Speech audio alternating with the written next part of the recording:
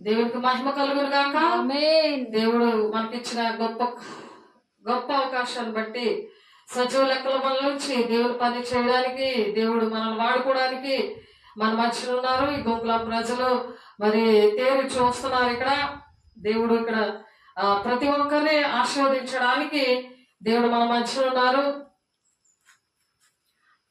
కాబట్టి ప్రతి ఒక్కరు దేవుని శక్తిని ఆశ్రయించండి.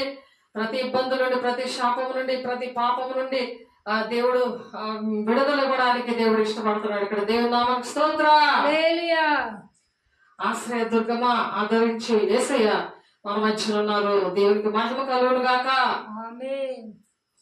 దేవుని ఆరాధిద్దాము ఆత్మతోనూ సత్యంతోనూ.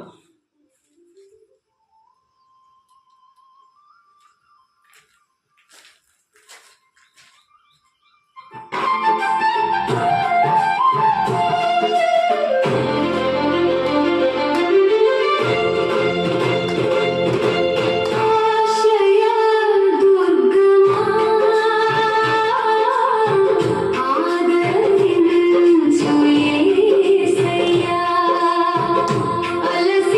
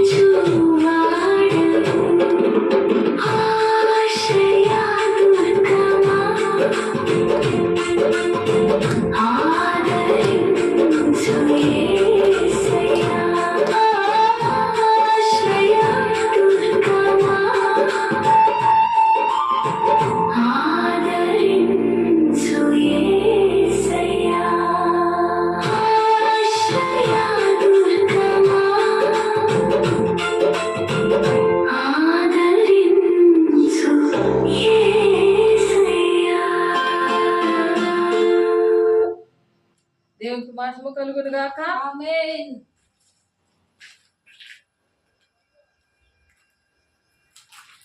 హల్లెలూయా. దేవుని నామముకు స్తోత్రం. హల్లెలూయా.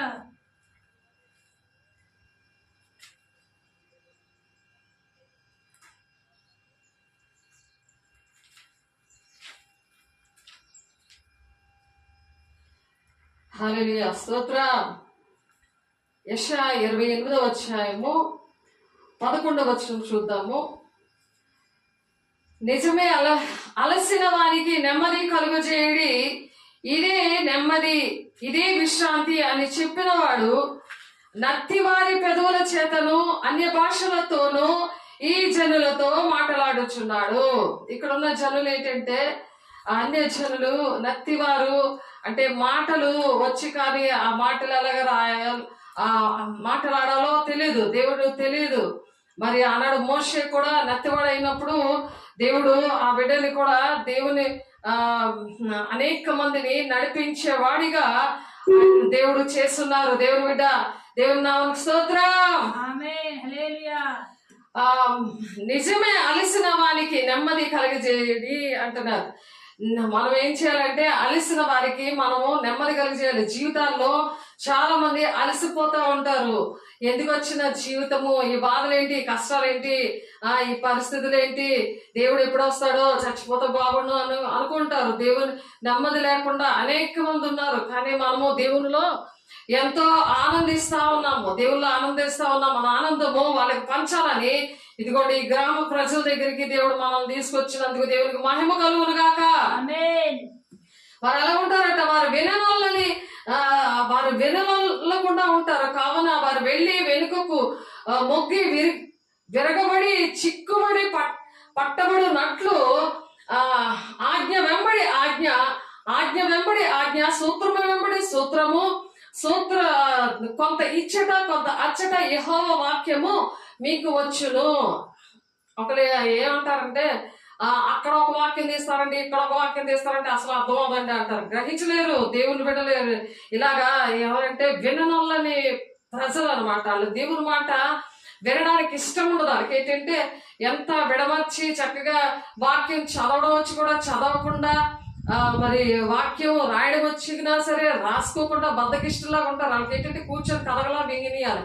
ఎందుకంటే వాళ్ళ కల్పనా కథలు అన్ని కూడా వినేసి వస్తూ ఉంటారు. అలా కథలాగా చెప్పియాలన్నమాట. అది శారీరకంగా అన్నిటికి కూడా నిన్ను దీవెనలే వస్తాయి, నీకు ఆశీర్వాదాలు వస్తాయి, అలా చెప్తా ఉండాలి. కానీ దేవుడు అక్షము చంపును గాని ఆత్మ జీవింపజేయునని అందుకే చెప్పాడు. దేవునికి మహిమ కలుగును గాక. అక్షరార్థమైన ఆశీర్వాదాలు కావాలి, శాశ్వతమైన ఆశీర్వాదం, పరలోక రాజ్యము. దేవునికి మహిమ కలుగును గాక. అటువంటి వారు నీ బాగు చేయడానికి వాళ్ళకి అంటే సూత్రం అంటే వాళ్ళ ఒక ఎత్తేస్తాం మనం, దేవుడు ఇంకొక ఎత్తేస్తాడు, ఇంకా లోతైనవి నేర్పిస్తుంటాడు. ఇంకా ఎక్కడున్నా సరే వెతికి మరి చెప్తారు అనమాట. అలాగా ఆ సాతాన్ని వచ్చి ఆలో ఉన్న సాతాను బయటికి పరిగెట్టాలని అటువంటి వాక్యాన్ని దేవుడు ఒకడికి ఇక్కడ ఉంటది, ఒకటి కొంచెం అక్కడ కొంచెం ఇక్కడ ఆ వాక్యాన్ని దినిపించి మరి చెప్తా ఉంటాడు. వాళ్ళకి ఏ వాక్యం అవసరమో, ఈ ప్రజలకు ఏ వాక్యం అవసరమో అనేది దేవుడు ఇక్కడ చూడండి 28వ అధ్యాయం అలసిపోతారు అనమాట. వాళ్ళు ప్రార్థన చేస్తారు కానీ జవాబులు రావు, వాక్యం అర్థం అవ్వదు. ఆ దుష్టుడి నుండి వాళ్ళు విడుదల పొందుకోవడానికి దేవుడు మాట విన్నారు, దేవుడు ఆజ్ఞలు పాటించారు. అటువంటి వారి ప్రజల కోసము దేవుడు చెప్తున్నారు ఏంటంటే ఆజ్ఞ వెంబడి ఆజ్ఞ, సూత్రము వెంబడి సూత్రము, సూత్రం వెంబడి సూత్రము, కొంత ఇచ్చట కొంత అచ్చట యెహోవా వాక్యము మీకు వచ్చును. మీకు ఎలా ఉంటుందో ఒక దగ్గరే మీకు దేవుడు మాట్లాడు, ఇక్కడ అక్కడ అన్ని కూడా వాక్యాలు దాని తాలూకావే. అంటే ఆ ఆది కాండంలో కొన్ని అంటే దేవుడు ప్రవక్తలను నిర్మించాడు. దేవుని అభిషేకము మరి ద్వారా వాళ్ళు అప్పటికప్పుడు దేవుని అభిషేకం కోసం వాళ్ళు ఆశపడేవారు. ఆ అభిషేకం అప్పటికి ఆ పని చేసి వెళ్ళిపోతూ ఉండేది. అటువంటి అభిషేకం కాకుండా దేవుడు అటువంటి ప్రజల కోసము అటువంటి తిరుగుబాటు జనాంగం, ఇటేమో దేవుడు కావాలి, అటు దెయ్యము కావాలి, ఇటు పాపం కావాలి, అటు శాపము కావాలి. ఆ విధంగా ఏంటంటే దేవుడు ఏంటంటే ఎటువంటి ప్రజలైనా భక్తులుగా ఉండి దేవుని అభిషేకం లేకుండా పరిశుద్ధత లేకపోయినా సరే కాసేపు పరిశుద్ధంగా ఉంటారు, కాసేపు పరిశుద్ధంగా ఉండలేరు. మరి దేవుడు మరి అటువంటి ప్రజల కోసం, అటువంటి భక్తుల కోసము దేవుడు మరి ప్రాణం పెట్టారు. ఆయన మరి నూతన బంధన చేశాడు మనతో. ఆ బంధనలో మనకి దేవుడు ఆ ప్రవక్తల ద్వారా పూర్వం పలకబడిన మాటలన్నీ కూడా ప్రభువైన రక్షకుడు మీ అపోస్తల ద్వారా ఇచ్చిన ఆజ్ఞలు మీరు జ్ఞాపకము చేసుకోవాలని విషయము మీకు జ్ఞాపకము చేసి నిర్మలమైన మీ మనస్సులను నేను రేపుతున్నాను అని పౌలుని దేవుడు కొత్త నిబంధనలో వాడుకుంటున్నాడు. దేవునికి మహిమ కలుగును గాక. నిత్యము కూడా దేవుని ఆత్మతో కలిగి అంచె దినాల్లో మనము అపహాసకులు అపహసించు వచ్చి తమ స్వకీయ దురాశలు చొప్పున నడుచుకుంటూ ఉంటారు అన్నమాట. స్వకీయ దురాశలు అంచె దినాల్లో. ఆనాడు మరి నోవాహు దినాల్లో ఎలాగైతే వాళ్ళ రాజ్యాలు కట్టుకుంటూ వాళ్ళు సొంతంగా వాళ్ళు తినచ్చు తాగితే ఎలాగైతే వాళ్ళు ఎంజాయ్గా ఉన్నారో మీరు అంచె దినాల్లో కూడా సేమ్ అలాగే ఉంటది అని చెప్తున్నారు. ఇక్కడ ఆయన రాకడని గురించి వాగ్దానం ఏమాయనా అని అడుగుతూ ఉంటారు. ఎప్పుడుండో చెప్తున్నారు. ఇప్పుడు ఇక్కడ ఉంది, అక్కడ నుంచి చేస్తారు, ఇక్కడ నుండి చేస్తారు, వాక్యం మాకు అర్థం అవుతుంది అంటారు కదా. అటువంటి వారి కోసము దేవుడు ఏంటంటున్నారు, ఆయన రాకడం గురించి వాగ్దానం ఏమైంది అని అడుగుతారు. వాళ్ళు ఎప్పుడుండో చెప్తున్నారు దేవుడు రాకడ వచ్చేస్తుందని. ఆ వాగ్దానం ఏంటైంది అని అడుగుతారు అన్నమాట. పితరులు నిద్రించిన మొదలుకొని సమస్తంలో సృష్టి ఆరంభము ఉన్నట్టే నిలిచి ఉన్నదే అని చెప్పుదురు. మొదట మీరు తెలుసుకోవాలను. సృష్టి ఆరంభం దగ్గర నుంచి ఇలాగే చెప్తున్నారు. ఇప్పుడు వరకు రావట్లేదు. ఎందుకంటే నోవాహు దినాల నుంచి కూడా దేవుడు మెస్సయ్య వస్తాడు అంటే మరి ఇశ్రాయేల్ ప్రజలు ఇప్పటికీ కూడా ఎదురు చూస్తూనే ఉన్నారు. యేసయ్య వచ్చాడు, ఆయన తండ్రి చిత్తాన్ని నెరవేర్చాడు, ఆయన మరి ఒక నిబంధన చేశాడు, ఆయనతో మనం యుగకాలం ఉండాలని. ఏ విధంగా నేను వెళ్ళిపోయానో, ఏ విధంగా నేను ఆరోహణమయ్యానో, నేను ఆ తండ్రి చిత్తాన్ని నెరవేర్చి ఏ విధంగా నేను నెరవేర్చాను, అలా మీరు కూడా నెరవేర్చాలని ఆయన ఇష్టపడి అందరికీ నేర్పించి వెళ్ళాడు. అది గమనించుకొని అంచె దినాల్లో ఏంటంటే ఈ ఆజ్ఞ వెంబడి ఆజ్ఞ వస్తూ ఉంది, సూత్రం వెంబడి సూత్రం వస్తుంది.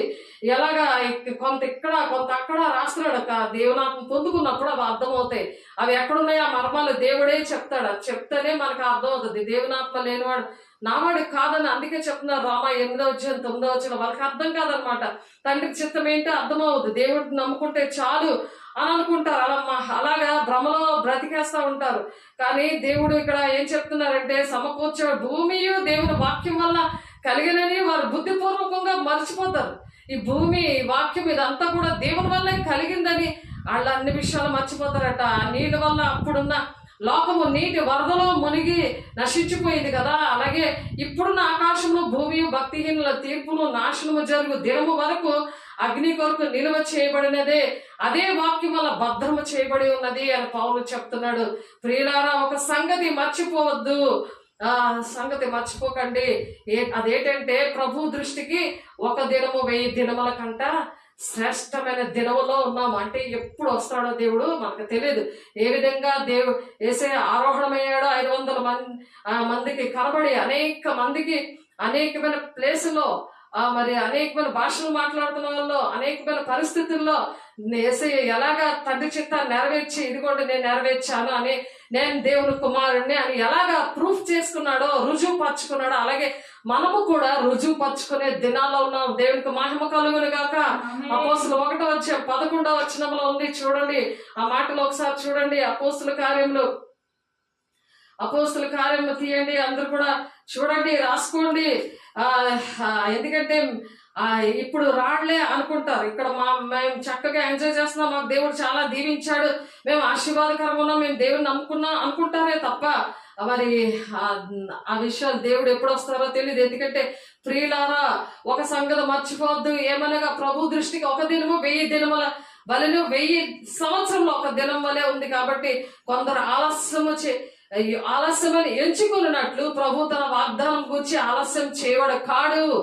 ఆయన ఇచ్చిన వాగ్దానం ఏంటి? దేవుని రాజ్యము మనకి వాగ్దానముగా దేవుని రాజ్యము మనకి ఇస్తానంటున్నాడు. పరలోక రాజ్యం మనకి ఇస్తానంటున్నాడు. పరిశుద్ధులుగా మనల్ని ఉండమని చెప్తా ఉన్నాడు. కాబట్టి ఆలస్యం చేయవాడు కాడు ఆయన మనతో కలవడానికి, మనతో యుగగాలు ఉండడానికి.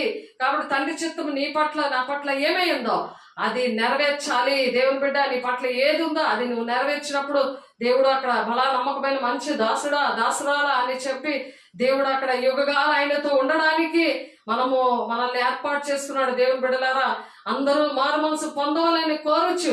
మీ ఎడల దీర్ఘ శాంతము గలవాడై ఉన్నాడు. ఆయన దీర్ఘ శాంతంతో ప్రతి మెసేజ్కి కూడా ప్రతి దినము కూడా మీకు దేవుని వాక్యము దేవుడు పంపిస్తా ఉన్నారు. స్టేటస్ లోని, మరి యూట్యూబ్ లోని, ఫేస్బుక్ లోని దేవుడి అంచె దినాల్లో అనే వాక్యము సమృద్ధిగా, దేవునాత్మను సమృద్ధిగా ఈ కృపకాలంలో దేవుడు మరి ఎన్నో విషయాలు మాట్లాడుతూ ఉన్నాడు. దేవుడు బిడ్డ ఒకసారి ఆలోచించండి.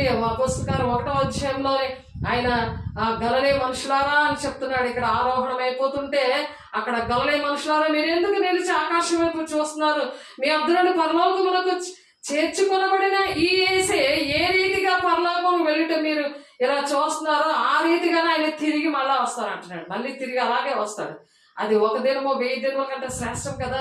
ఇప్పుడు 70 వారాలు అయిపోయింది కదా. ఆయన చనిపోయిన 70 వారాలు కాదు, 69 వారాలు అయిపోయింది. ఇంకా 1 వారమే ఉంది. అంటే 1 వారమే ఉంది అంటే ఆ వారానికి లెక్కేసుకుంటే 1 దినము 1000 సంవత్సరాలు. 1 వారం అంటే 7000 సంవత్సరాలు అన్నమాట. 7000 సంవత్సరాలు. కానీ అలాగనుకుని ఆలస్యం అనుకోను ఉండకూడదు మనం. కానీ 1 దినము 1000 సంవత్సరాలు అంటే 1 దినం అంటే రేపే రావచ్చు, రేపు ఉదయమే రావచ్చు, ఇప్పుడు 1 గంటలోనే రావచ్చు. కానీ అవి ఏంటంటే ఆ సూచనలు అవి ఉన్నాయి కదా, అవి మనం జీవిస్తున్నాం కదా ఈ లోకంలో. ఆ సూచనలు అవి జరుగుతున్నాయా లేదని, ఆ వార్తలు అవి ఇప్పుడు జరుగుతున్న పరిస్థితులు కూడా అవన్నీ వాక్యాన్ని ఆ 2 కూడా కోయిన్సైడ్ చేసుకోవాలి. దేవుని బిడ్డ అవన్నీ కూడా తెలుసుకోవాలి. అంతకన్నా ముఖ్యంగా మనం ఏంటంటే దేవునిలో ఉన్నప్పుడు దేవుడు మనతో మరి జరగబోయే సంగతుల్ని బయలుపరిచే దేవుడు. భవిష్యత్ కాలంలోని ప్రవక్తలతో మాట్లాడతాడు. ఆమోస్ 7:3-7లోని ఆయన ప్రవక్తలతో ఏది కూడా చెప్పకుండా ఆయన చేయలేదు అని ఉంటుంది అక్కడ వాక్యం. ప్రతి విషయాలు కూడా గ్లోరీ గాస్పెల్ చర్చ్ ఆర్గనైజేషన్ లో మరి సేవకులతో బాప్తిసం తీసుకున్న వారికి ప్రతి ఒక్కరు కూడా ఆయన చెప్పకుండా ఏమి చేయలేదు. ఎవరైనా చనిపోతారంటే ముందుగా చెప్పారు, కానీ ఆ చనిపోయిక కూడా ఇంకా మార్పు లేని పరిస్థితి. ఎవ్వరి బిడ్డ చనిపోయినా సరే ఇంకా సమాధికి పట్టుకొని మరి దాన్ని అలంకరించుకొని ఉంటున్నారు. కానీ చనిపోకుండా సజీవంగా ఉన్న మనుషుల కోసము దేవుని రాజ్యం కట్టడానికి ఎవరి బిడ్డలు ఎలా పాడైపోతున్నారు. వాక్యం మనం కరెక్ట్ గా రాక, వాక్యము ప్రకారం నడవక, భూ సంబంధమైన వెతుక్కుంటూ ఎలాగా నశించిపోతున్నామో అని తెలియట్లేదు దేవుని బిడ్డ. ఆ రోజు మరి దేవుడు అలాంటి పరిస్థితుల్లో గల్లే మనుషులారా మీరు ఎందుకు నిలిచి ఆకాశం వైపు తేరు చూస్తున్నారు అని అంటున్నారు. ఎందుకు చూస్తున్నారు? ఏ రీతిగా పరలోకమున మాకు వెళ్ళుట మీరు చూస్తున్నారో ఆ రీతిగానే ఆయన తిరిగి వచ్చినని వారితో చెప్తున్నారు అన్నమాట. అప్పుడు వారు ఒలీవల అనబడిన కొండ నుండి యెరూషలేముకి తిరిగి వెళ్ళిపోయారు అనమాట. ఆ కొండ మీదే మరి జకర్య 14:4 అక్కడికి ఆయన వస్తాడని చెప్తున్నాడు. చూడండి, అప్పుడు వారు ఒలీవల అనబడిన కొండ నుండి యెరూషలేములకు తిరిగి వెళ్ళిరి. ఆ కొండ యెరూషలేములకు విశ్రాంతి దినము నడవదగినంత సమీపంగా ఉంది. అక్కడే మరి ఆలయం అనేది అక్కడే కట్టబడుతుంది. అక్కడే పరిశుద్ధుల గుంపు అనేది దేవుని శక్తితో నింపబడిన వారు, పరిశుద్ధంగా నడుస్తున్న వారు, తండ్రి చేత నెరవేరుస్తున్న వాళ్ళందరూ కూడా ఆ ఆలయంలోనికి ప్రవేశించడానికి దేవుడు ఆశపడుతున్నాడు. దేవుని బిడ్డ వారు పట్టణంలో ప్రవేశించి తాము బస చేయించుండిన మేడగదిలోకి ఎక్కిపోయారు. వారు ఎవరనగా పేతురు, యోహాను, యాకోబు, ఆంద్రియ, ఫిలిప్పు, తోమా, బర్తలోమియ, మత్తీయ, అల్ఫయి కుమారుడు యాకోబు, జెలోతు అనబడిన సీమోను, యాకోబు కుమారుడు యోదా అనువారు వీళ్ళందరూ కూడా మేడగదిలోకి ఎక్కి ఆ మేడగదిలోకి వచ్చినప్పుడు వీరందరూ కూడా వారితో కూడా కొందరు స్త్రీలు కూడా ఉన్నారు. వాళ్ళెవరంటే యేసు తల్లి అయిన మరియా, ఆయన సహోదరులు ఏకమనస్సు ఎడతెక్క ప్రార్థన చేస్తున్నారు. ఇప్పుడు ప్రార్థన చేస్తున్నారా? యేసు వెళ్ళిపోయాడు కదా, పరిశుద్ధాత్మ పొందుకుంటేనే మరి ఆ ర్యాప్చర్లో ఎత్తబడే గుంపులో ఉంటాము. పెళ్లి కుమార్తె సంగమా, దేవుని సంగమా, ఒకసారి ఆలోచించు. ఆ కాలం మంది ఇంచుమించు 120 మంది సహోదరులు కూడేడుగా పేతురు వారి మధ్య నిలిచి ఇట్లనను సహోదరులారా, యేసును పట్టుకున్న వారికి త్రోవ చూపిన యోధాను గురించి పరిశుద్ధాత్మ దావీదు ద్వారా పూర్వం పలికిన లేఖనము నెరవేరవలసి వచ్చి ఉండెను అని అంటున్నారు అక్కడ. అతడు మనలో ఒకడుగా ఎంచబడిన వాడే ఈ పరిచర్యలో పాలు పొందెను. పరిచర్యలో ఉండి కూడా ఇస్కరియోతు యోధాల్లాగా ఈ దినాల్లో ఉన్నారు. అప్పుడే కాదు, ఇస్కరియోతు యోధాల్లాగా డబ్బు ఆశతో ఉన్నారు. ఒకసారి ఆలోచించండి దేవుని బిడ్డలారా. వాళ్ళు ద్రోహం చేశారు. ఆ ద్రోహం చేసిన వాళ్ళ విషయంలో దేవుడు మరలా మాట్లాడుతున్నారు.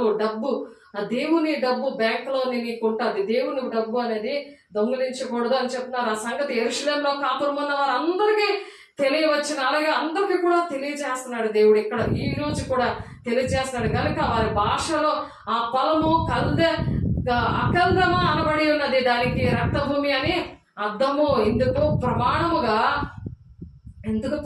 అతని ఇల్లు పాడైపోవును గాక, దానిలో ఎవడునూ కాపురం ఉండక పోవును గాక, అతని ఉద్యోగము వేరొకడు తీసుకొనును గాక అని కీర్తనల గ్రంథంలో రాయబడింది. దేవుడికి ఎప్పుడైతే ద్రోహం చేస్తారో వాళ్ళ ఇల్లు పాడైపోతుంది అని చెప్తున్నాడు ఇక్కడ.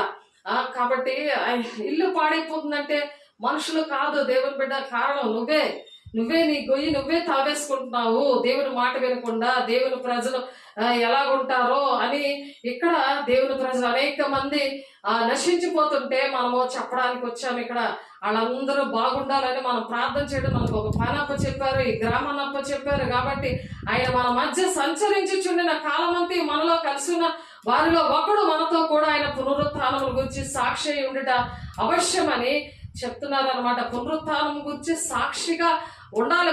మనం పునరుత్థానంలో ఆ పునరుత్థాన శక్తి, దేవుని అభిషేకము, దేవుని యొక్క శక్తిని మనం పొందుకొని మనము రక్షించబడి అనేక మందిని ఆ పునరుత్థాన శక్తితో దేవుడు ఏ విధంగా సాధ్యము కానిది అసాధ్యమైనది సాధ్యము ఎలా చేశాడో మనం కూడా అలాంటి పునరుత్థాన శక్తి ఉన్నప్పుడు మన ప్రతి పరిస్థితుల్లో కూడా ప్రతిదీ సాధ్యమే అని చెప్తున్నారు. దేవునికి మహిమ కలుగును గాక. ఏ విషయంలో నువ్వు బాధపడుతున్నావో అది సాధ్యమో అని చెప్తున్నాడు. అసాధ్యమైనది దేవునికి ఏమీ లేదు. నువ్వు దేవుని మాట విన్నప్పుడు నీకు ప్రతిదీ కూడా సాధ్యపరిచే దేవుడు నీతోటి నాతో ఉన్నాడు. దేవుని బిడ్డ, మరి ప్రార్థన అనేది అందరు హృదయాన్ని కూడా ఎరిగిన దేవుడు తన చోటికి పోవుటకు యోధ తప్పిపోయి పోగొట్టుకున్న ఈ పరిచర్యలను అపోస్తలత్వం పాలు పొందుడు కంట ఇద్దరిని ఏర్పాటు చేసుకున్నాడు అంట. ఇద్దరిని దేవుడు ఏర్పాటు చేసుకున్నారు. అపోస్తలత్వం పోగొట్టేసుకున్నారు, ప్రవక్తలుగా ఉండడం పోగొట్టేసుకున్నారు, దర్శనాలు చూడడం, ప్రవచనాలు చెప్పడం, కళలు, ఇవన్నీ కూడా దేవుడు మాట్లాడిన ఇవన్నీ కూడా దేవుడు ఇచ్చిన అభిషేకము. మా ప్రకటన 3:10 మనం చదువుకున్నాము. అవి గట్టిగా పట్టుకోవాలి. వాక్యాన్ని, దేవుడు ఇచ్చిన ఆ కిరీటాన్ని గట్టిగా పట్టుకో, దుష్టుడు అపహరించకుండా. అవి వెళ్ళిపోయినట్టు చూపించారు, అవన్నీ పోయినట్టు చూపించారు. అయినా సరే దేవుని దగ్గరికి రావట్లే. అవి పోయినా సరే పోనీలే అన్నట్టు సాధారణంగా ఎంత బలంగా తిష్టేసి కూర్చున్నాడో అది యేసునామములో కాలిపోవును గాక.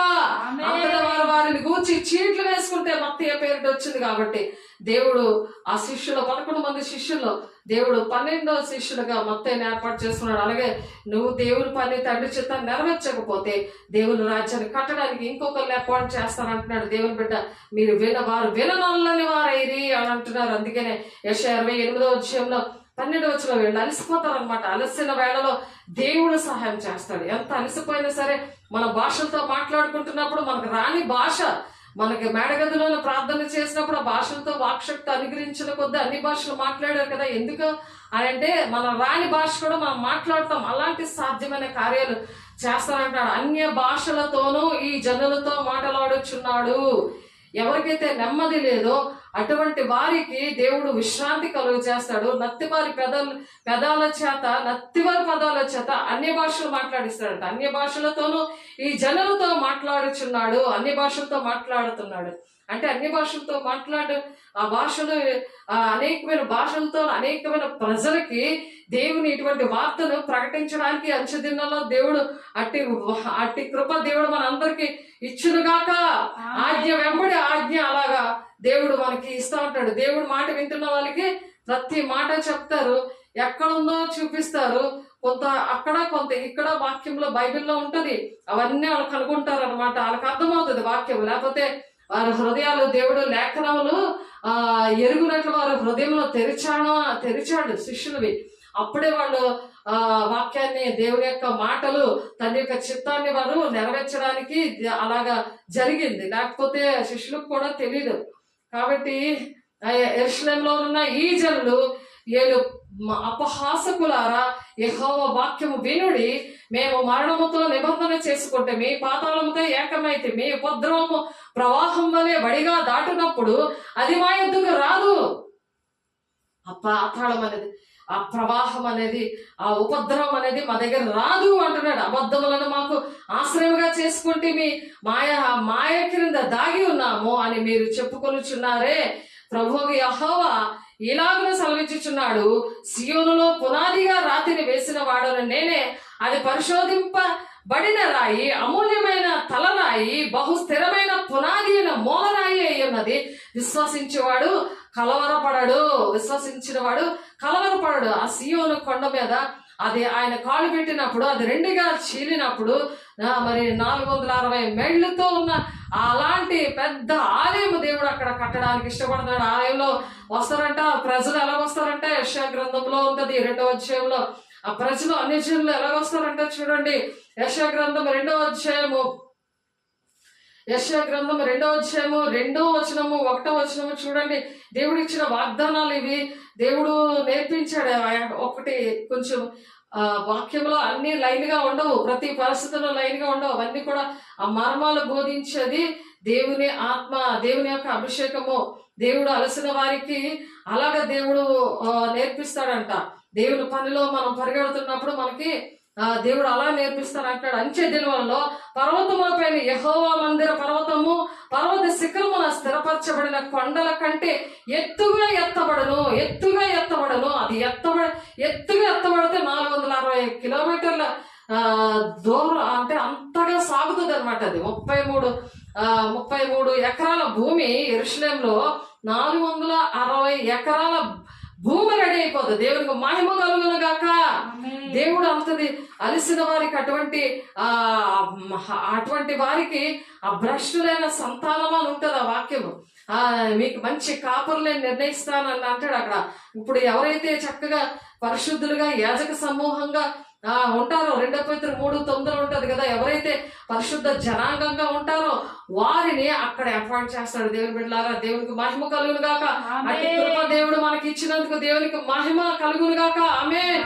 అంచెదినముల పర్వతముల పైన యెహోవా మందిర పర్వత శిఖరమున స్థిరపరచబడి కొండల కంటే ఎత్తుగా ఎత్తబడును. ప్రవాహం వచ్చినప్పుడు సమస్త అన్ని జనులు దానిలోనికి వచ్చెదరు. ప్రతి సమస్త అన్ని జనులు కూడా అందులో వస్తారట. ఆ కాలము సియోనులో నుండి ధర్మశాస్త్రము, యెరూషలేములో నుండి యెహోవా ఒక వాక్కు వెళ్తుంటదంట. అలాగే సియోను నుండి ధర్మశాస్త్రము, యెరూషలేము నుండి యెహోవా వాక్కు బయలు వెళ్ళును. జనములు గుంపులుగా వచ్చి యాకోబు దేవుని మందిరములకు యెహోవా పర్వతములకు మనము వెళ్ళుదుము రండి అని ఆయన తన మార్గముల విషయమే మనకు బోధించుచు మనము ఆయన త్రోవలలో నడుతామని చెప్పుకుంటూ ఉంటారంట. అప్పుడు పరిశుద్ధులుగా మనం ఉన్నప్పుడు మనకు అలాగా వాక్యం అనేది ఎక్కడున్నా, కొంత ఇచ్చట కొంత అచ్చట ఉన్నా సరే, దేవుడు మర్మాలు ఇహలోకములో ఇప్పుడు మనకు నేర్పిస్తున్న దేవుడు మనం ఆ విధంగా పరిశుద్ధంగా ఉండే దేవుని మాటలు వింటూ ఆజ్ఞ వెంబడి ఆజ్ఞ వస్తున్నప్పుడు, ప్రతిదీ కూడా సూత్రం వెంబడి సూత్రం వస్తున్నప్పుడు, అవన్నిటికి మనం లోబడినప్పుడు దేవుడు ఆ వాక్యం నేర్పిస్తే అక్కడ మరి ఆ మందిరంలో 460 మైళ్ళ దూరంలో ఉన్న మందిరం కోసం యెహెజ్కేలు గారికి దర్శనంలో మరి దేవుడు చెప్తాడు. ఎందుకంటే నెబుకద్నెజరు ఆలయాన్ని కాల్చేసినప్పుడు, అది పడగొట్టేసినప్పుడు, మరి చెరలోని యూదులందరినీ కూడా చెరలోకి తీసుకెళ్లిపోయినప్పుడు, ఆ చెరలో 30 సంవత్సరాలు, మరి 30 సంవత్సరాలకి మరి అప్పుడు యెహెజ్కేలు వయసు, తన పుట్టినరోజు దినంలో తను మరి ఆ బబులోను పట్టణం అంటే ఇరాక్ అనమాట. ఇప్పుడు దాన్ని ఇరాక్ అని పిలుస్తారు. అక్కడ వాళ్ళు చెరగా మరి పట్టుకుపోతాడు నెబుకద్నెజరు. అలా పట్టుకుపోయినప్పుడు అక్కడ తను చాలా వేదనతో బాధతో మరి ఒక కేరేబు వాగు దగ్గర మరి అక్కడ కూర్చున్నప్పుడు, అక్కడ మరి ఎంతో వేదనతో ఉంటే అక్కడ ఒక ఆకాశము తెరవబడి అగ్ని గోళం లాంటి దేవుని యొక్క సన్నిధి ఆయన మీద పడుతుంది. ఆ పడినప్పుడు అందులోంచి 2 దేవదూతలు వస్తారు. ఆ దేవదూతలు ఏంటంటే సింహాసనం మీద యేసయ్య ఉంటాడు అనమాట. ఆ దేవదూతల రెక్కల మీద, ఆ సింహాసనం మీద ఆసీనుడైన వాడు ఆ దేవుడు ఏంటంటే యెహెజ్కేలుతో మాట్లాడుతుంటాడు. యెహెజ్కేలు ఏమో చింతగా కూర్చుంటాడు. అయ్యో, నేను పరిశుద్ధుడిగా యాజకుడిగా 35 సంవత్సరంలో నేను తైలాభిషేకం తీసుకుని దేవుని ఆలయంలో యాజకుడిగా నేను పని చేయాలి, దేవుని పని చేయవలసిన నేను ఏంటి ఈ చెరలో ఉన్నాను అన్నప్పుడు మరి దేవుడు అక్కడ తనని పట్టుకొని ఎక్కడైతే తన పని చేయాలో అక్కడికి తీసుకెళ్తాడు. అలాగ ఆత్మ ఆరోహణమయ్యాడు. అలాగా ఆ విధంగా ఆరోహణమయ్యాడు. యేసు ఎలాగైతే పునరుత్థాన శక్తితో ఆరోహణమయ్యాడో అలాగే పౌలు కూడా నేను శరీరంతో కొనుకోబడ్డాను, ఆత్మతో కొనుకోబడ్డాను అని అంటాడు. కొరింథీ పత్రికలో ఉంటుంది ఆ మాట. అలాగా మనం కూడా ఆత్మతోనే మనం ఉన్నప్పుడు శరీరంతో కొనుకోబడిన మరి నా ఆత్మీయ బిడ్డ పౌలు ఉన్నాడు. తను కూడా అలాగే తను కూడా ఆరోహణం అయ్యేవాడు. అలాగా పరలోకంలోనికి 3వ ఆకాశానికి 2వ ఆకాశానికి అలాగా వెళ్తున్నాడు. దేవదూతలు చూడడం అటువంటివన్నీ కూడా దేవుడు మన ఆత్మ సంబంధులుగా ఉన్నప్పుడు దేవుడు సహాయం చేస్తాడు. దేవుడికి మహిమ కలుగును గాక. ఎస్కేల్ గారు ఎందుకంటే ఆలయం విషయంలో అది చూశాడు అనమాట. ఇవన్నీ కూడా చూశాడు. పొడవు వెడల్పు అవన్నీ కూడా ఎలాగ చేయాలని చెప్పి ఆయన చూశాడు అక్కడ. మరి ప్రకటన గ్రంథం 19వ అధ్యాయంలో కూడా ఉంటది చూడండి. ప్రకటన గ్రంథము 19వ అధ్యాయంలో కూడా ఉంటది. ఆయన ఆలయము అందసము అక్కడ ఎలా ఉన్నదో మరి ఎవరు యోహాను గారు చూస్తారు ఆత్మవశుడై. మరి దేవుని ఆత్మవశుడమై ఉన్నప్పుడు దేవుడు మరి అటువంటి కృపను దేవుడు ఇస్తాడనమాట. మనందరికి కూడా అట్టి కృపను దేవుడు ఇచ్చును గాక. ఆయన మధ్యవర్తి అన్ని జనులకు న్యాయము తీర్చును, అనేక జనములు తీర్పు తీర్చును. వారు తమ ఖడ్గములను నాగటి నక్కులుగాను తమ ఈగలను మచ్చు కత్తులుగాను సాగగొట్టుదురు. జనము మీదికి జనము ఖడ్గమెత్తక ఇండును, యుద్ధము చేయ నేర్చుకున్నట ఇక మానివేయును. అక్కడ ఆ విధంగా ఉంటది అనమాట. అక్కడ ఆ సియోనులో నుండి ధర్మశాస్త్రం యెరూషలేము నుండి యెహోవాకు బయలుదేరినప్పుడు ఇంకా యుద్ధము చేయడానికి అవన్నీ యుద్ధాలు అవన్నీ కూడా మానేస్తారు. ఇక్కడ లాగా ఉండదు. ఎందుకంటే పరలోక రాజ్యము ఆ 4వ మందిరము కడుతున్నప్పుడు మరి యాకోబు వంశస్థులారా రండి మనం యెహోవా వెలుగులో నడుద్దాము అని చెప్పి ఆ బంగారు వీధుల్లో నడవడానికి దేవుడు మనకు సహాయం చేయను గాక. యాకోబు వంశముకు ఈ జనము తూర్పుల నుండి జనుల సాంప్రదాయముతో నిండుకుని ఉన్నారు. వారు ఫిలిప్తీల వలె మంత్రయోగము చేయుదురు, అన్యులతో సహవాసము చేయుదురు గనుక నీవు వారిని విసర్జించి ఉన్నావు. వారి దేశము వెండి బంగారంతో నిండి ఉన్నది, వారి ఆస్తి సంపాద్యమునకు మితి లేదు. వారి దేశము గుర్రములతో నిండినది, వారి రథములకు మితి లేదు. వారి దేశము విగ్రహములతో నిండి ఉన్నది. వారి తమ చేతి పనికి తాము వేళ్లతో చేసిన దానికి నమస్కారము చేదురు. అల్పులు అనగద్రొక్కబడుదురు, గనులు తగ్గింపబడుదురు. కాబట్టి వారిని క్షమింపకము అంటున్నారు. ఇంత చక్కగా దేవుడు అన్ని కూడా చేస్తుంటుంటే ఇంకా ప్రజలు దేవుడి మాట వినకుండా ఉంటున్నారు. అలాగా ఈ దినాల్లో ఎలాగ ఉంటుందో ఆ దినాల్లో కూడా 1000 ఏళ్ల పరిపాలన జరగడానికి ముందు మరి మాగోగుల యుద్ధము అక్కడ పోగవుతూ ఉంటారు. అక్కడ ఏంటంటే నరుల అహంకార దృష్టి తగ్గింపబడును, మనుషుల గర్వము అణగదొక్కబడును. ఆ దినమున యెహోవా మాత్రమే ఘనత వహించును. అహంకారాతిశయము గల ప్రతి దానికి ఔన్నత్యము గల ప్రతి దానికి విమర్శించు దినం ఒకటి సైన్యములకు అధిపతి యెహోవా నియమించున్నాడు. అవి అనగద్రొక్కబడును.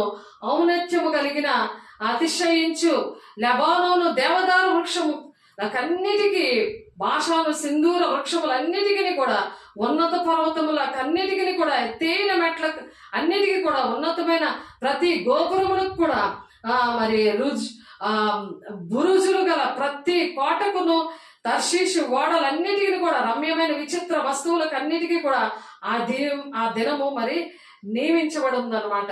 దేవుడు ఎంత కృప అనుగ్రహిస్తున్నాడంటే, ఎంత టైం ఇస్తున్నాడంటే, దేవుడు రాకడ కోసము దేవుడు ఆలయము విషయంలోనే మరి దేవుడు మరి మద్యంతో మత్తులము ఉండద్దు అంటున్నారు. మద్యంతో మత్తులము ఉండదు, ఆత్మ పూర్ణులై ఉండండి అని అందుకే చెప్తున్నాడు దేవుడు.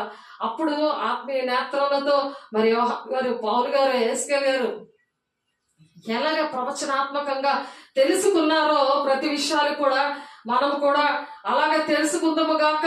దేవునికి మహిమ కలుగును గాక. దేవుడు మన అందరికి కూడా అట్టి కృపను అనుగ్రహించును గాక. మరి క్రీస్తు విరోధి తెల్లని గుర్రం మీద వస్తాడు. మనం కూడా మరి ఈ ఆలయంకి భూమికి మరి మా ఎత్తబడే గుంపుతో మన పెలుగుమత సంఘము వెళ్ళిపోతుంది కదా. మరి మా పెలుగుమత సంఘము వెళ్ళిపోయిన తర్వాత అక్కడ నుండి తెల్లని గుర్రాలతో యేసేతో మరి మధ్యాకాశం నుండి మరి పరలోక రాజ్యం దగ్గరికి మరి రావడానికి ఆ తెల్లని గుర్రాల మీదే దేవుడు వస్తాడు, మనం కూడా వస్తాం ఎవరైతే సిద్ధపడతారో. కాబట్టి వివేచన వివేచన ఆత్మ ఉండాలంటే ఇదిగో దేవుడు అక్కడ ఉన్నాడు, క్రీస్తు ఇక్కడ ఉన్నాడు అని చెప్పి మొత్తం 24లో ఉంది కదా. ఆ వివేచన ఆత్మ, వాక్యము, ఆత్మ ప్లస్ వాక్యము ఉన్నప్పుడే దేవుని రాజ్యాన్ని మనము వెళ్ళగలము. ఎందుకంటే సాతాడు సేమ్ దేవుడిలాగే దేవుడు మాటలు చెప్తాడు, దేవుడు వాక్యము కూడా మరి చెప్పగలడు, అన్ని కూడా చెప్పగలడు. కాబట్టి ఆ గుర్రం కూడా అలాగే వస్తాడని చెప్పి మరి ప్రకటన గ్రంథంలో ఉంటది. అందుకని మనం ఏంటంటే ప్రతిదీ వాక్యం అనేది మనం కరెక్ట్ గా నేర్చుకోవాలి. దాని ప్రకారం మనం నడవడానికి మనం ఇష్టపడాలి. దేవుడు అలాగా అనుగ్రహించునుగాక, మనకి అటువంటి కృపను మన దేవుడు అనుగ్రహించునుగాక. అందుకే మెలకు కలిగి ప్రార్థన చేయాలంటున్నారు. వాక్యం బాగా దేవుని దగ్గర కూర్చున్నప్పుడు మనం దేవుడు మనకి అలా నేర్పించడానికి దేవుడు ఇష్టపడుతున్నాడు. దేవుని బిడ్డ, దేవునికి నేను దేవుని యొక్క జత పని వారిగా మనం ఉండాలి. ఆయనతో జత పని వారిగా ఉన్నప్పుడు, ఆయనతో మనం సహవాసం చేస్తున్నప్పుడు తండ్రి చిత్తాన్ని నెరవేర్చగలము. ఆయన రూపము, ఆయన గుణాలతో మనం ఇవన్నీ కూడా కనుగొనగలం అనమాట. లేకపోతే మనకేమీ తెలియదు. దేవుడు వస్తున్నాడో దెయ్యం వస్తుందో అంత్యక్రీస్తు, ఎందుకు క్రీస్తు అని అంత్యక్రీస్తు అని ఎందుకు పేరు పెట్టారు?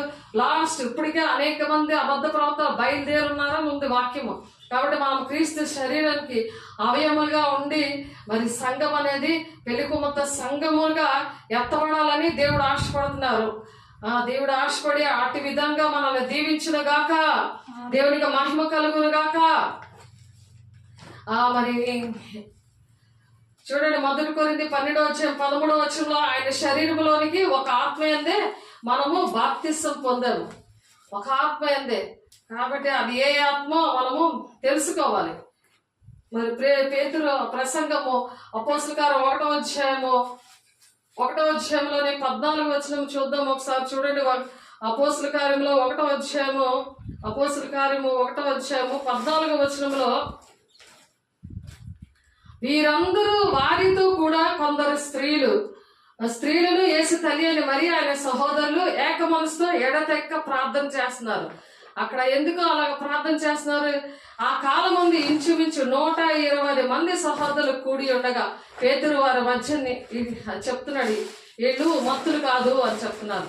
వీళ్ళ మత్తులు కాదు సహోదరులారా, యేసును పట్టుకున్న వారి త్రోవ చూపని యోధాను గురించి పరిశుద్ధాత్మ దావీదు ద్వారా పూర్వం పలికిన లేఖనములు నెరవేరాయి. అక్కడ పూర్వం పలికిన లేఖనాలు యోధా పట్ల ఎలాగైతే నెరవేర్చబడ్డాయో మనకు కూడా దేవుడు అనేకమైన లేఖనాలు ఇచ్చారు, అనేకమైన వాగ్దానాలు ఇచ్చారు. అవి కూడా మరి అలాగే దేవుని శక్తితో మనము ఉన్నప్పుడు, ఎడతెక్క ప్రార్థన చేస్తున్నప్పుడు, ఏక మనసుతో మనం ఎడతెక్క ప్రార్థన చేస్తున్నప్పుడు దేవుడు నెరవేరుస్తాడు అనమాట. అలాగే పేతురు మరి చెప్తున్నాడు, పేతురు అందుకే చెప్తున్నాడు, వీళ్ళేం మత్తులు కాదు, వీళ్ళందరూ కూడా దేవుడు భాషలతో వాక్శక్తి అనుగ్రహించిన కొద్దీ అన్య భాషలతో మాట్లాడుతూ ఉన్నారు. అపోస్తలుల కార్యం 2వ అధ్యాయంలో ఉంటది కదా, అప్పుడు వేగముగా వీచి బలమైన గాలి వంటి ఒక ధ్వని ఆకాశం నుండి అకస్మాత్తుగా వారు కూర్చున్న ఇల్లంతా నిండింది. మన ఇంట్లో కూడా దేవుని శక్తిని మనం పొందుకుంటాము. ఇంటిలోకి మీకు వాక్యం వస్తుంది కాబట్టి మీరు ఎప్పుడైతే తీర్మానం చేసుకుంటారో, ఎప్పుడైతే మీరు సరి చేసుకుంటారో, వాక్యమైన ఉదక స్నానంలో మీరు కడగబడతారో, పరిశుద్ధపరచబడతారో, అప్పుడు అగ్ని జ్వాల వంటి నాలుకలు విభాగించబడినట్లుగా వారికి కనబడి వారితో ఒక్కొక్కరి మీద రాలగా అందరూ కూడా పరిశుద్ధాత్మతో నింపబడ్డారు. ఇంటందరూ కూడా నింపబడతారు.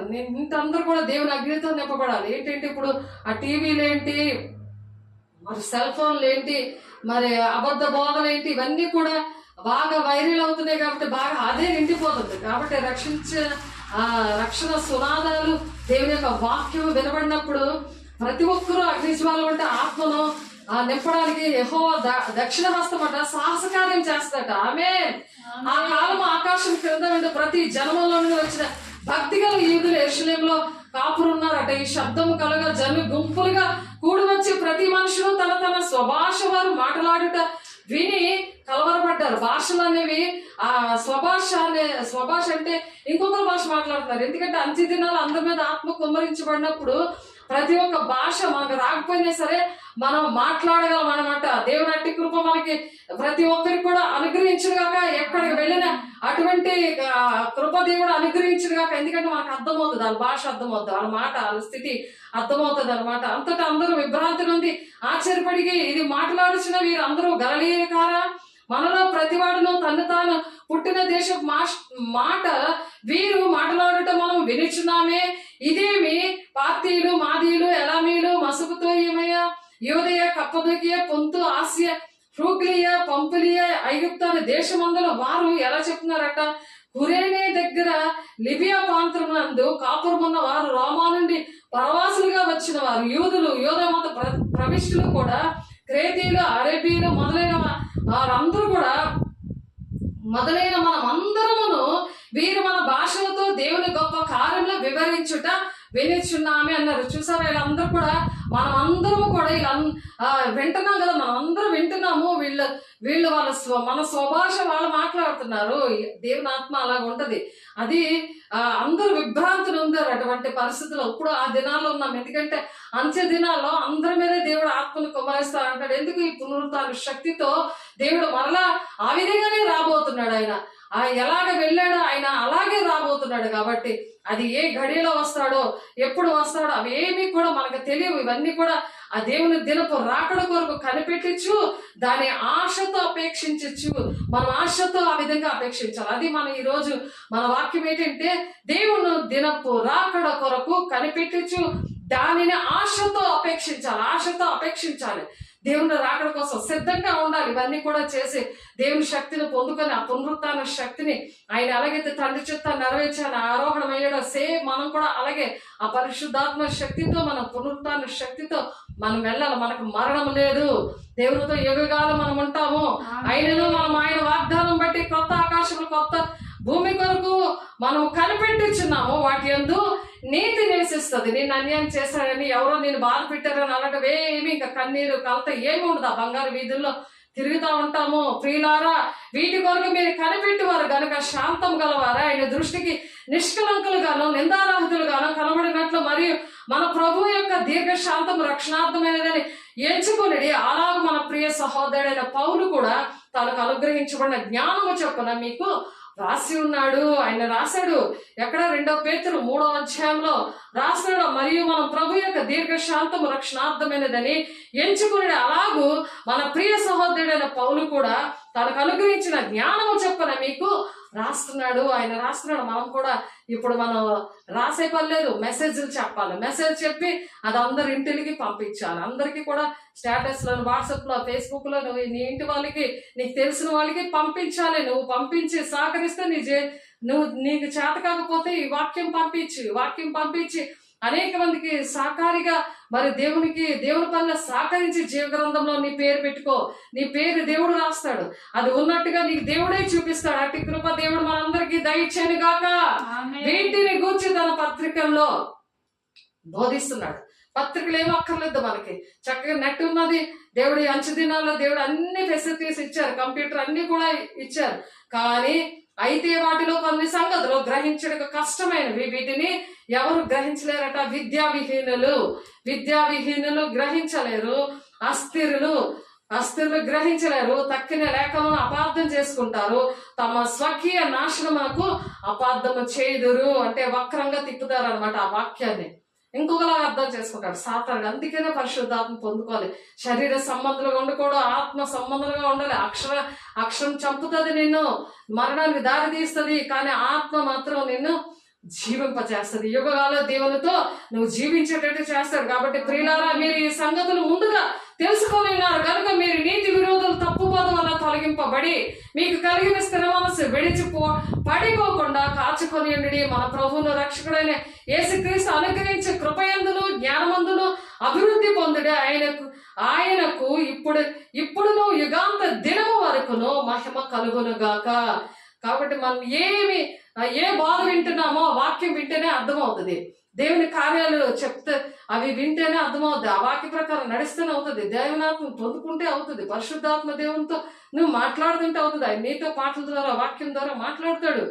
నువ్వు తెల్లజోలు లేగాలి, ఎంతసేపు పని చేసుకుంటే భాషలతో మాట్లాడుకుంటున్నప్పుడు నీకు ఆ కొరతలేని ఆత్మతో దేవుడు నింపుతాడు. మరి భాషలతో మాట్లాడడం అంటే దేవునితోనే డైరెక్ట్ గా మాట్లాడడం అని ఉంది వాక్యం. 1 కొరింథీ రాసిన పత్రిక చూడండి ఒకసారి, మీకు చాలా సార్లు చెప్పడమైంది. 1 కొరింథీ రాసిన పత్రిక 14వ అధ్యాయం 2వ వచనము. ఎందుకనగా భాషతో మాట్లాడు మనుషులతో కాదు, దేవునితోనే మాటలు ఆడుచున్నాడు మనుషుడు ఎవడనూ గ్రహింపడు కానీ వాడు ఆత్మ వల్ల మర్మములు పలుకుతున్నాడు. తెలుగే అర్థం అవట్లేదు, ఇంకా భాషలో మాట్లాడితే అర్థమవుతుంది. ఆలోచించండి, మీరు ఏ స్థితిలో ఉన్నారో ఒకసారి ఆలోచించండి. అందుకే పరిశుద్ధాత్మ పొందుకోవాలి దేవుని బిడ్డ.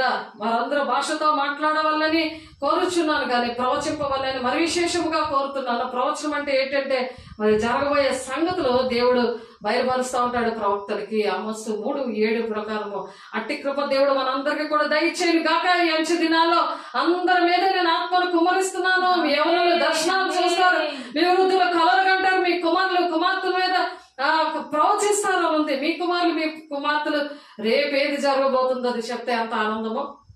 మీ సేవకురాండ్ల మీద ఆత్మను కుమ్మరిస్తా ఉన్నాను. అట్టి కృపను దేవుడు అనుగ్రహించిన గాక, దేవుడికి మహిమ కలుగును గాక. ప్రార్థన చేసుకుందాం, కళ్ళు మూసుకోండి. ఇంకా అనేకమైన సంగతులు ఉన్నాయి కానీ టైం సరిపోలేదు. మహిమగల దేవానికి వందనాలు నాయన. అయ్యా నూతన జన్మ దేవా నా తండ్రి. అయ్యా ఎంతో మందికి నాయన అయ్యా లేక ప్రభా వాక్యం అర్థం కాక నాయన చనిపోతే ఎక్కడికి వెళ్తామో తెలియక పరిశుద్ధాత్మ దేవుడు ఉన్నాడనే సంగతి తెలియకుండా కల్పింపబడిన ఉపదేశాల్లో ఉండి దురద చెవులు గలవారే నా తండ్రి ఏ ఆత్మ పరిశీలించుకోలేని పరిస్థితిలో అయా తండ్రి నేను ఉంటున్న ప్రజలను ప్రభా బాగు చేయడానికి మా మధ్యకు వచ్చిన దేవానికి వందనాలు. మహిమగల దేవానికి ఇచ్చిన పరిచయం బట్టి వందనాలు. అయా మీరు నాయన మాట్లాడిన మాటను బట్టి వందనాలు. ప్రతి ఒక్కరిలో కూడా నూరంతరికి వాక్యాన్ని ఫలింపులు ఇచ్చండి. మేము నాయన నీ సాక్షిగా ఉండాలి ప్రభా నా తండ్రి. అయా చెప్పువారిగా కాకుండా చేసేవారిగా కూడా మేము ఉండడానికి మాకు సాక్ష్యాలు దయచేయండి ప్రభా. అనేకమైన సాక్ష్యాలు ఈ వారంలో దయచేశారు ప్రభా. మీకు వందనాలు ప్రభు. మీరు చేసిన ప్రతి కార్యాలు బట్టి నీకు వందనాలు. మహిమగల దేవా అయా నా తండ్రి ఇక్కడ ఉన్న ప్రజలందరినైనా మీరు దర్శించండి, మాట్లాడండి ప్రభు. అయా నా తండ్రి మీరే కృప చూపించండి ప్రభా. నీకు మహిమ ప్రతి పరిస్థితులు కూడా నీకు మహిమ తెచ్చేటట్టుగా నా తండ్రి. అయా నీ రాక ఆలస్యము నాయన అయా అవదు అని చెప్తున్నా ప్రభు. అయా తండ్రి 1 దినము 1000 దినముల కంటే శ్రేష్టంగా ఉంటుంది కాబట్టి మీరు సిద్ధంగా ఉండండి అని చెప్తున్నావు. అయా మీరే అధ్యక్షత వహిస్తున్నారు. మీరే మాతో ఇంకా మాట్లాడి అయా నీ వాక్యము ద్వారా నా తండ్రి మమ్మల్ని నడిపించి మా త్రోవలకి వెలిగే మీరు మాత్రమే ఉండి మహిమ ఘనత ప్రభావం మీరే పొందుకుంటున్నందుకు మీకే వందనాలు స్తోత్రాలు చెల్లిస్తూ యేసే పరిశుద్ధ నామములో బ్రతిమలాడి వేడుకుంటున్నాం తండ్రి. ఆమేన్. తండ్రి యొక్క దీవెన, కుమారుని యొక్క కృప, పరిశుద్ధాత్మిక నిత్య సహవాసము సదా కాలము ప్రతి ఒక్కరికి తోడేండి నడిపించును గాక. ఆమేన్. దేవునికి మహిమ కలుగును గాక.